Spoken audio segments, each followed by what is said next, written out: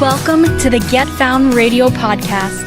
This is the show for entrepreneurs that are ready to get found and land clients so you can live your purpose. Here's your host, Jared Warner.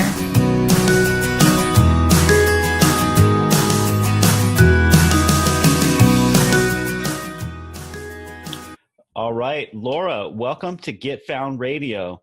It's time to talk books. Book.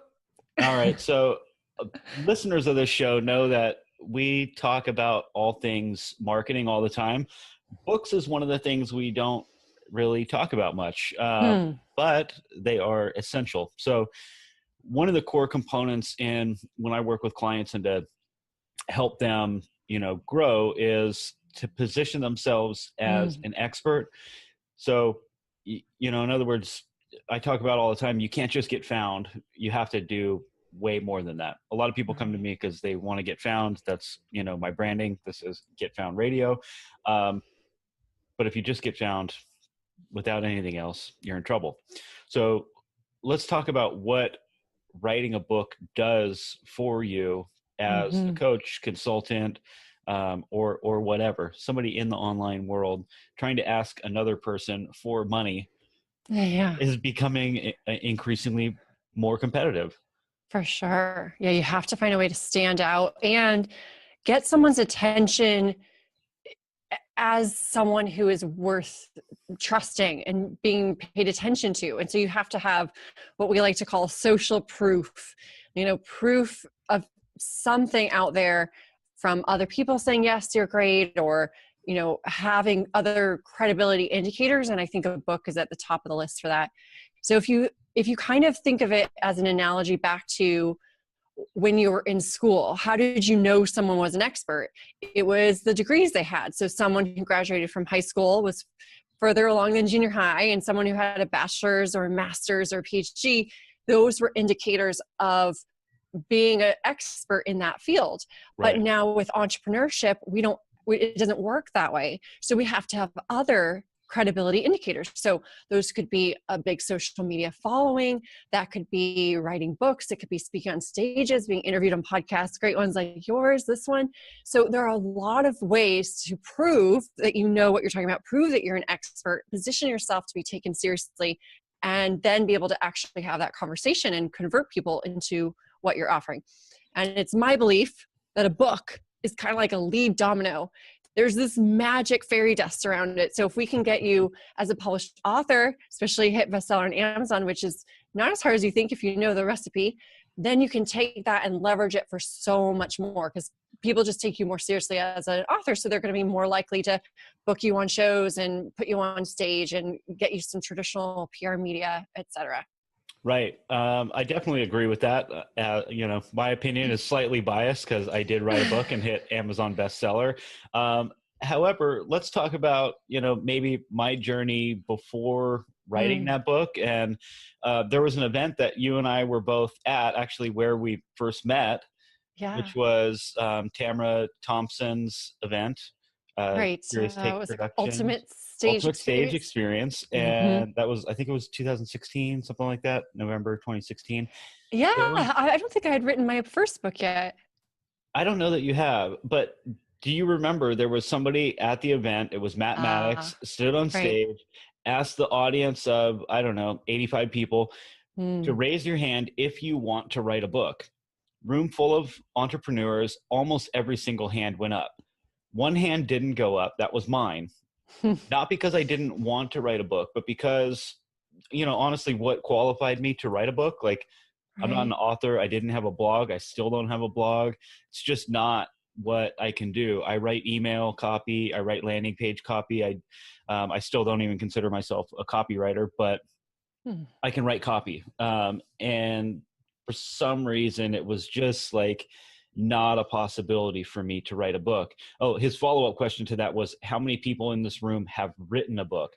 Almost every hand went down. I think out of the, say, 85, maybe 3 hands remained up, which was crazy, right? And you and I are now both best-selling authors. Our hands were, I don't know if you probably raised your hand. I don't know. I know I'm forgetting the timing because I wrote my first book in October of 2016, and it went live in November. So that was maybe around that time. Yeah, or maybe just before, I can't remember. But it was around the same period of time when I did it. So right.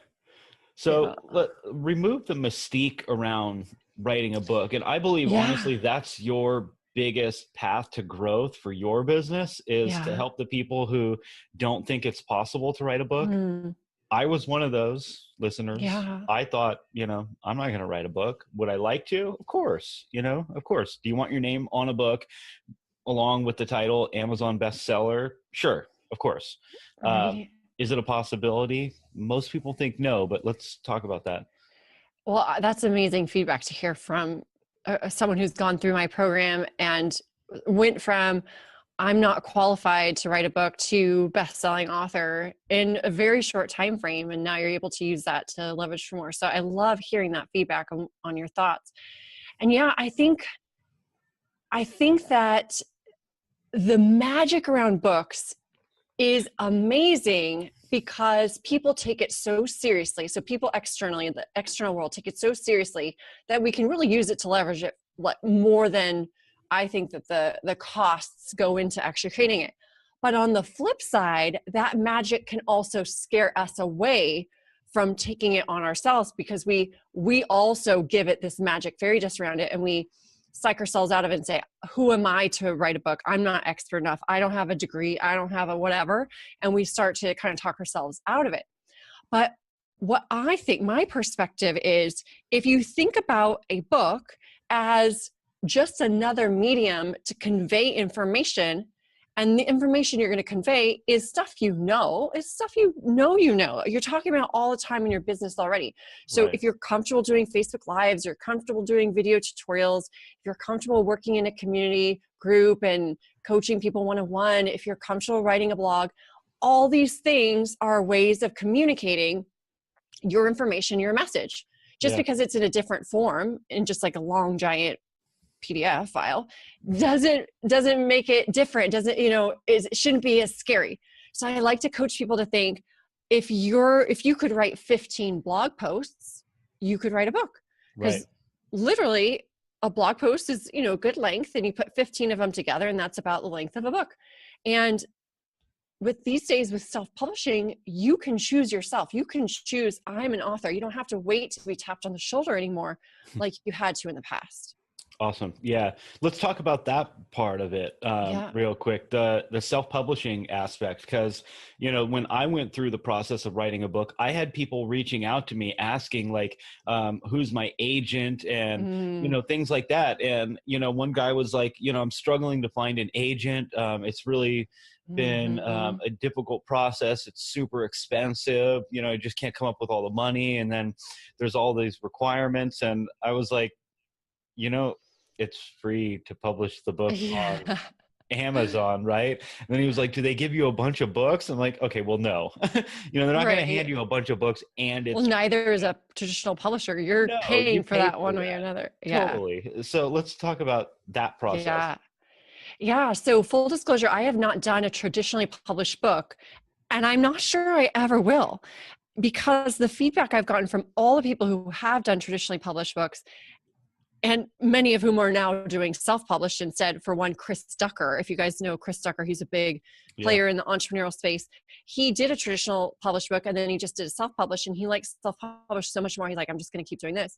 Because with a traditional publishing deal, there's a lot of things wrong with that model now. It's a dying model. So it definitely was the case. You used to have to get a deal. You had to write like a book proposal before you even wrote the book. You have to get someone to say yes.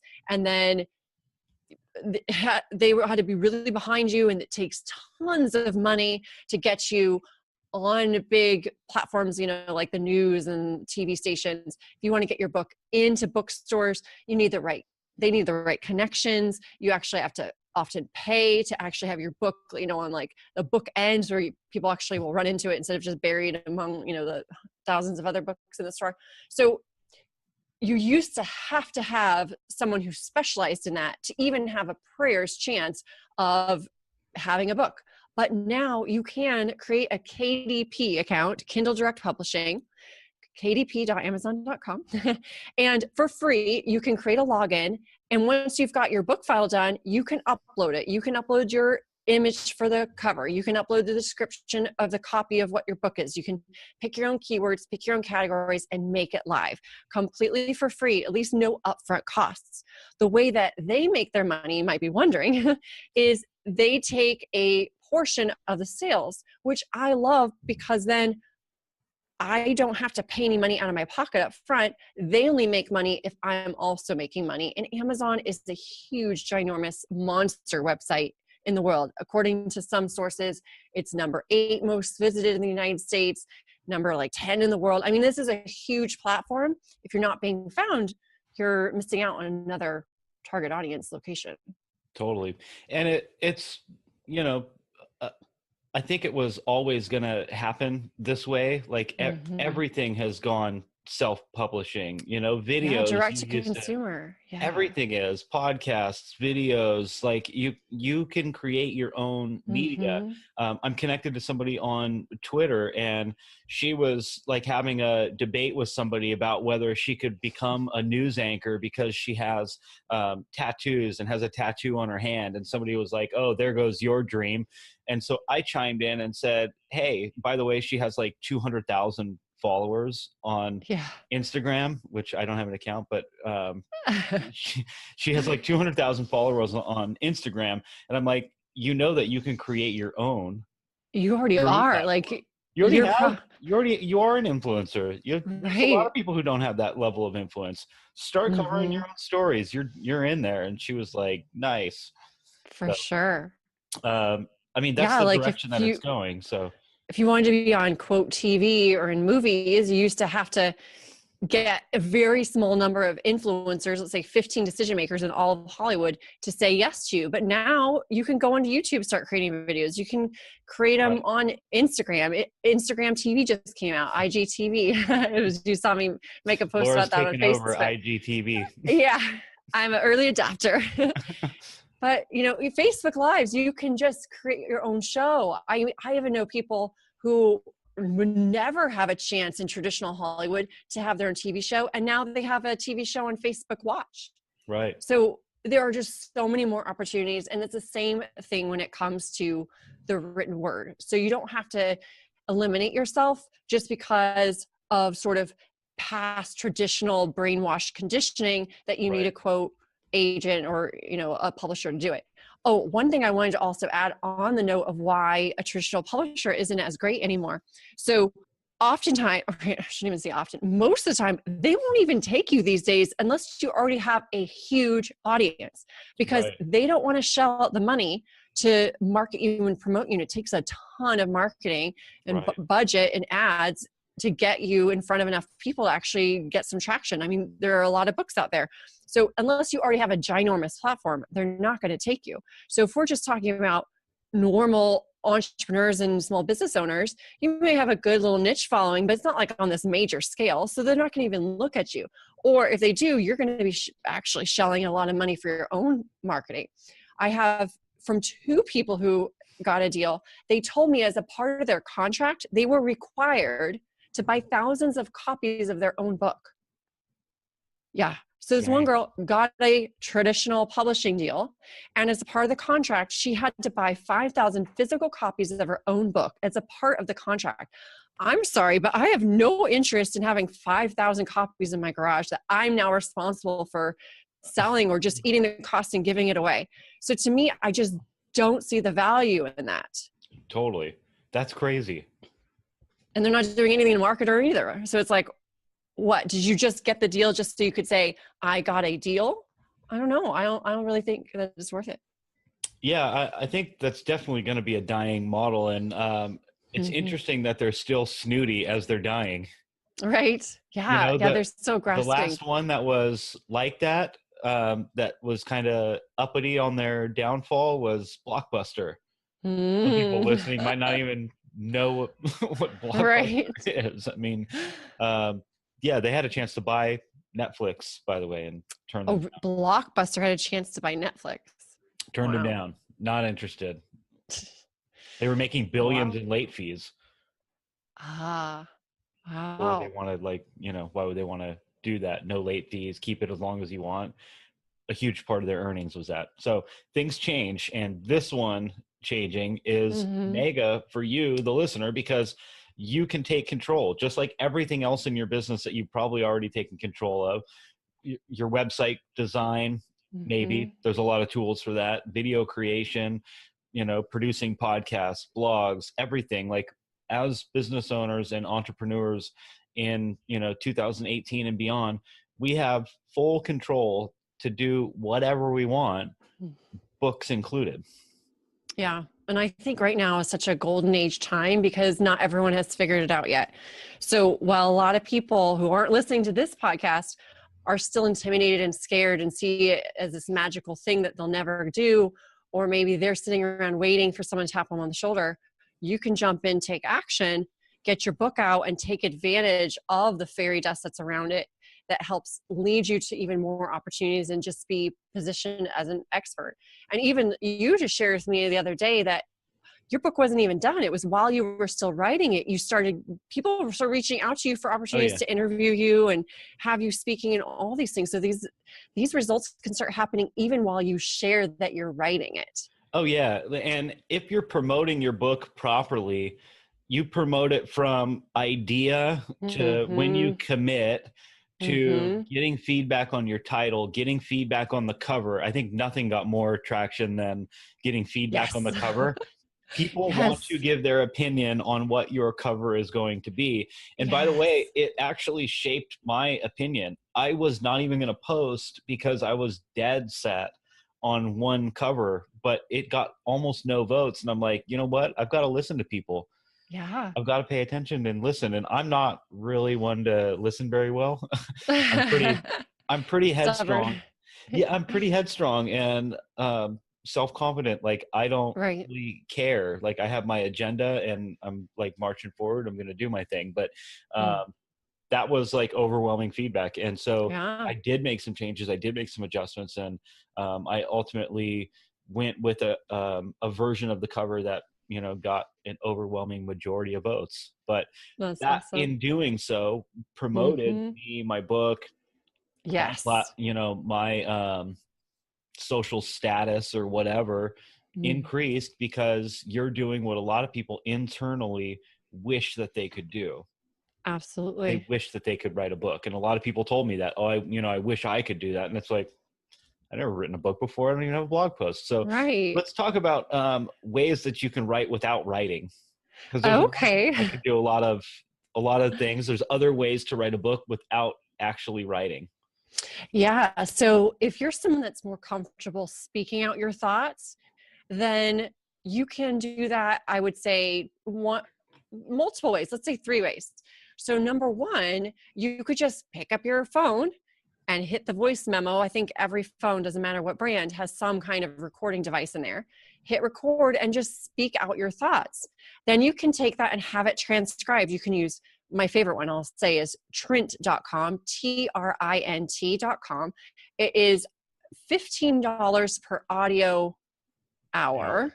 Yeah. So basically, if you talk for an hour, they will transcribe it for $15. Now, it's not 100% perfect. You still need to kind of go through it and clean up words they didn't quite catch properly. But it is a huge, amazing start. So if you feel like you get writer's block, start with speaking it out, have it transcribed, and now it'll send it to your email. You open it up, and right there you can just start editing something that's already started, and that's amazing. The second way I would recommend is, if you do better in speaking it out, but in conjunction with somebody else, then you could sit down with a friend and you could just have a discussion, transcribe the full discussion. You don't even have to take the other person out if you don't want, and work off of that. Or you could prepare questions that you want that person to ask, and you can invite them as well. If you feel like I didn't fully answer a question, feel free to ask follow-up questions. But you can prepare kind of how it would fit into your general outline, how it'll fit into your book in the different sections and chapters, and then have someone else ask you. And if you feel like you're just doing a little better with that repartee with somebody else, then include someone else in that.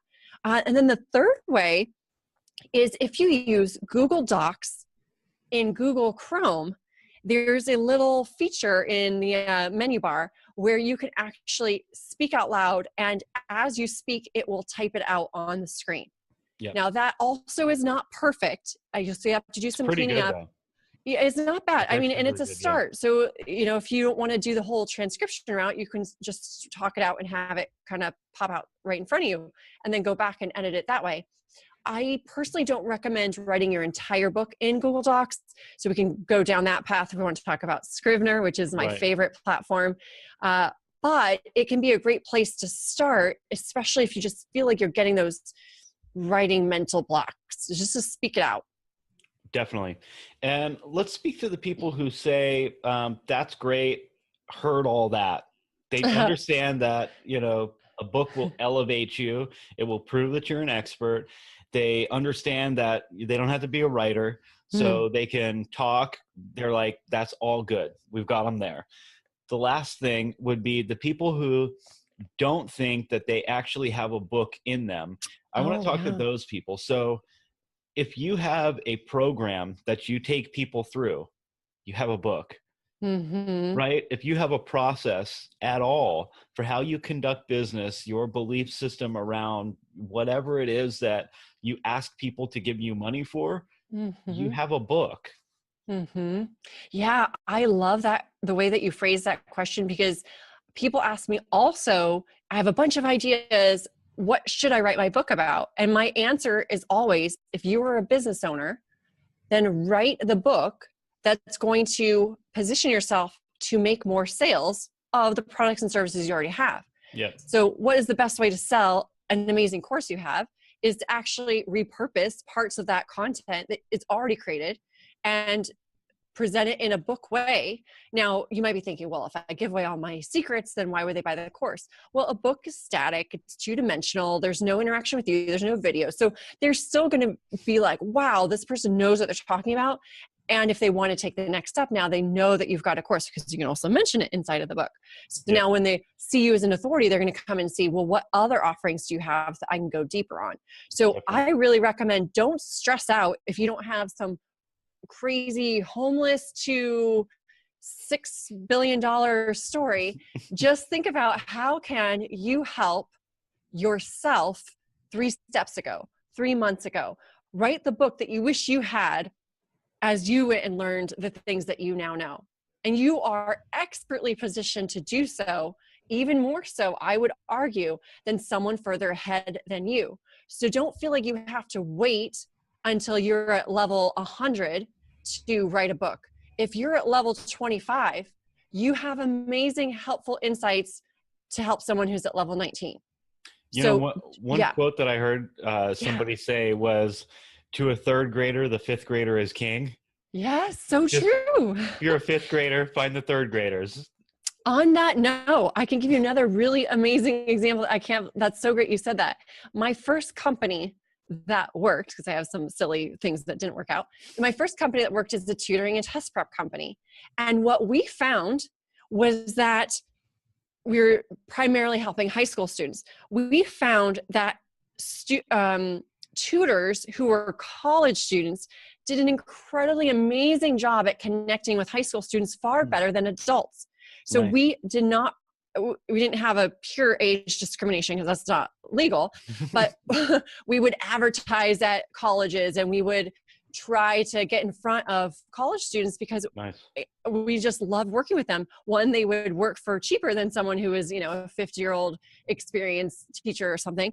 But also the high school students resonated with them so well, because they knew that they had just gone through what they had gone through in the same time period. They felt that more connection. And that's the same with you. So someone is going to connect with you if you're just a couple steps ahead. So you don't have to feel like you have to wait till you're the, Oprah and Tony Robbins of your industry. Start now. Awesome. Love it. Anything else you want to add? So I know you've got some guides to help people get them over the hurdle. So they might have listened to all of this, but then they're like, now what, Laura? Well, I've got a freebie download. If you go to copythatpops.com/5 and then the word things. So 5 things. Copythatpops.com/5. And it's in the show notes. So things. Scroll down and click the little thing and it'll magically take you there. Yes, yes, yes.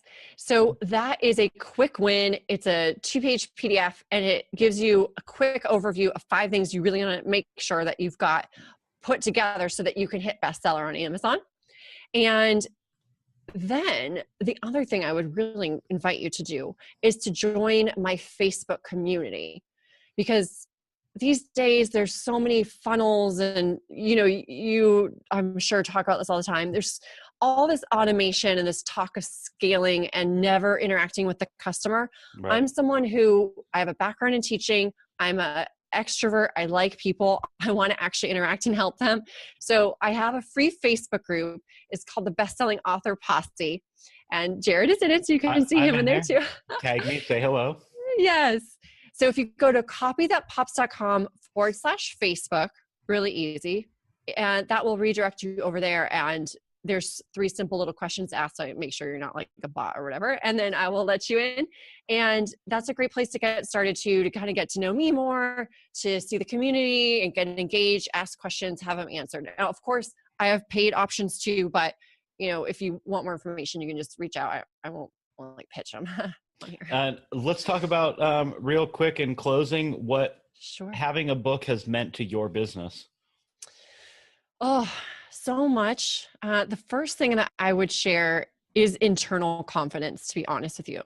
So I am somebody that I came from a very academic traditional world. I was a big nerd in school. So I feel like I was great in a system where it told you do X, Y, Z, and then you get A, B, C, and then you move to the next level. So I was really great at doing that. And I think that it conditioned me a little bit to look for external validation that I was good enough, ready enough, or whatever.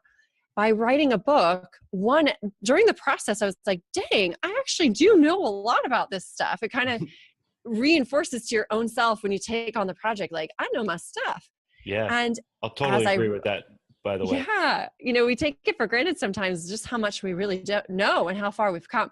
Yeah. So by writing it, I reinforced to myself, well, I know my stuff. Like, I deserve to be seen as an expert in this niche. I really do. And then as I shared it, as you talked before, with marketing along the way, I call that attraction-based marketing. So in my course and in my inner circle, I teach the TRACK formula for hitting bestseller, TRACK. And so the A is attraction-based marketing. So I love coaching people to actually share their journey as they're going, because people are going to start getting emotionally invested in helping you along the way, and they just see that you're serious. So don't go in a cave and then emerge with a book. You want to actually share it as you go. So, okay, now I'm losing my train of thought. What was I teaching you? What the book meant for your business. Oh, yeah. Good. So even as I was sharing with my attraction-based marketing, I got so much great feedback from people that it just reinforced that growing confidence of like, okay, 1, I know what I'm talking about. 2, people are interested in this stuff. So keep on going. And then once I launched it and hit bestseller, I got so many more opportunities to be interviewed on podcasts. It increased my confidence to actually put myself out there and ask for it more too, to raise my hand and say, I'm ready to speak on stage. Yeah. I'm ready to be seen in an expert light. It got me more leads. It got me more clients. It also made me feel more confident to raise my prices and go for fewer clients, but higher rates, just so that I could go more in depth with a smaller number of people instead of, just trying to scrape anything off the barnacles of the boat or whatever. So yeah, I think just in all the ways, it has definitely helped. I'll say for me, there was a hidden thing that I didn't really expect. And that was just finding clarity in my whole process, because I had to. Like, I have all this stuff in my head. And when I'm working with coaching clients, I can just spill that out. But when you write a book, you've got to like lay it out and structure it in a way that people can consume it without talking to you. Mm-hmm. So that was really helpful for me. Didn't expect that, because like in my head, it's all organized. And then as I was writing it down on my giant whiteboard, my whole process and stuff, I was like, oh boy, this is like kind of all over the place. And so then you kind of had to like refine it and tweak it. So if you are somebody who's in your head about it, it's good for just that aspect, Yeah, writing a book helps you internally with business clarity and then externally with getting more opportunities. Totally. Awesome. Well, thanks so much for coming on and sharing all that awesome stuff. I'm sure people will smash those links that are in the show notes and head on over and connect. And if you do, please tag come. me and say hello. Yeah, please tell us where you heard it. We'd love to know. Awesome. Cool. Thanks so much for coming on. Thanks, Jared. Thank you for listening to the Get Found Radio podcast. If you like the show, please hit subscribe to listen to some amazing upcoming episodes. We would also love if you left us an honest rating and review.